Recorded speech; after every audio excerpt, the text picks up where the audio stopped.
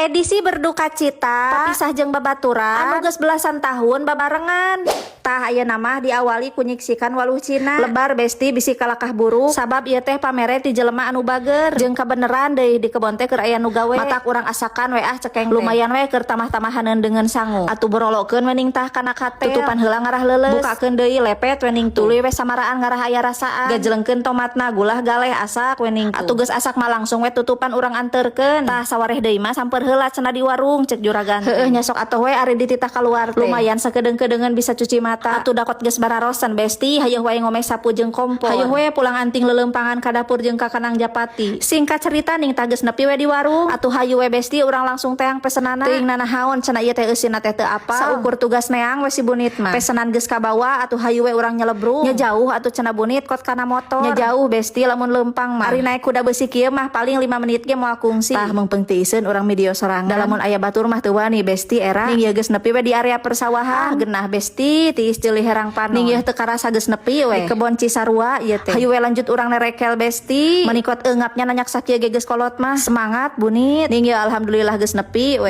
aya kuraos kitunya nangkarak bari ngomeh HP ning ieu aya sampe besti urang mawa 2 jelepeng wae mah sampe geus meunang hayu we urang mulang deui ning tah juragan mah geus aampar erek ngariung hayu we urang balik urang mah besti da arek ngiluan dahar asa teu pararuguh geuningan ari aya batur mah urang era batur geus sieun eraeun bae da geus meunang sampe ieu singkat cerita leuleumpagan teh geus nepi we tah ka imah atuh urang hijikeun golerkeun jeung babaturan ari pek teh torojol kadatangan tamu aya tamu saha cenah bunit lain sasaha besti ieu dadampar paranting istrika wow pokona mah soalna alas anu itu teh geus ripuh besti geus sararoweh jeung ipis kunaon alasanana si bunit milih alas anu kieu kusabab anu kieu teh kela-kela besti urang ngeuman heula bubututan jol geus genti deui baju cenah si bunit teh atuh apanan ngarah genah besti ari digawe mah laleuleus tarariis baju kieu teh sampaikeun heula sabuna tuluy we jahitan kekesed meunang nyeuseuf kamari teh kuloncorkeun cai sebening mutiarana tuluy we karelepkeun si bubututan kalotor teh tah ari geus pupuihan kitu mah tutupan tinggalkeun we hayu siap-siap we aya namah nyang hareupan gunung istrikaeun tegesna pagawean anu panghoreamna saalam dunya atuh bar we amparkeun si dadamparna tuluy colokeun istrikana ngarah panas tuluy we gesru kadinya tah kunaon besti si bunit milih alas anu model baru memang istrika ngampar kieu teh leluasa nya tapi efekna kana cangkeng ning tuh sabab posisina cangkeng ngabungkuk melengkung geus kudu update ayeuna mah daripada cangkeng jadi korban mending ayeuna mah solusina make model ieu lookna cantik dan menarik hemat ruang karena bisa dilipat harga terjangkau tampilannya seperti ini nah bener-bener PW ini mah posisi uenak anti sakit punggung permukaan kainna halus bahan penyangga dari besi yang kokoh cara pasangnya mudah tinggal diklik aja begini besti ada tempat setrikanya juga ukuran mejanya juga pas tapi di sisi lain dengan berat hati harus kehilangan ini tuntas sudah tugasmu sekarang karena sudah cukup lama pengorbananmu di